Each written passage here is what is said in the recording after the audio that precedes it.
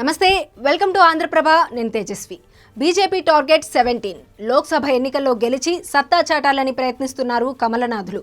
అందుకు పక్కా ప్రణాళికతో ముందుకు వెళ్తోంది.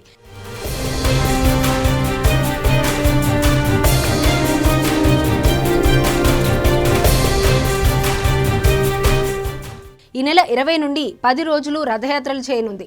ఎన్నికలు పూర్తయ్యే వరకు సమన్వయ బాధ్యతలతో పాటు ఇతర పనుల కోసం పలు కమిటీలు ఏర్పాటు చేయనున్నట్లు సమాచారం. బీజేపీ రాష్ట్ర అధ్యక్షుడు కిషన్ రెడ్డి ఆధ్వర్యంలో ఎన్నికల కమిటీ సమావేశం జరిగింది. ఈ కమిటీలో పలు కీలక నిర్ణయాలు తీసుకున్నట్లు తెలిసింది. లోక్సభ బరిలో నిలిచే అభ్యర్థులను త్వరలోనే బీజేపీ అనౌన్స్ చేయనుంది. ఇప్పటికే ఒక్కో పార్లమెంట్ నియోజకవర్గం నుండి 2 లేదా 3 పేర్లతో అభ్యర్థుల జాబితాను జాతీయ నాయకత్వానికి పంపించారు.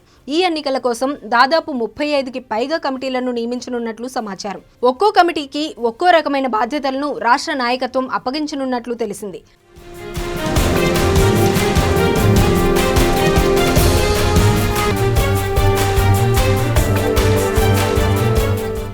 గతంలో నేషనల్ ఎగ్జిక్యూటివ్ మీటింగ్ను సక్సెస్ చేసేందుకు పలు కమిటీలను ఏర్పాటు చేసినట్లే ఎంపీ ఎన్నికల కోసం ఈ కమిటీలను ఏర్పాటు చేయనుంది. ఎన్నికల మేనేజ్మెంట్ కమిటీ చైర్మన్గా కిషన్ రెడ్డి, కన్వీనర్గా లక్ష్మణ్ ఉండనున్నట్లుగా సమాచారం.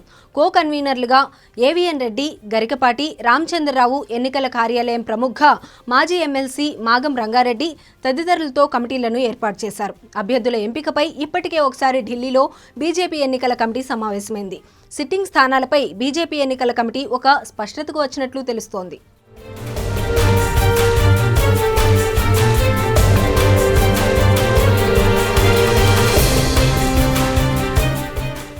సికింద్రాబాద్లో కిషన్ రెడ్డి, కరీంనగర్లో బండి సంజయ్, నిజామాబాద్లో ధర్మపురి అరవింద్, చేవెళ్లలో కొండా విశ్వేశ్వరరెడ్డి, భువనగిరిలో బూరా నరసయ్య గౌడ్ పేరు దాదాపు ఖరారైనట్లు టాక్.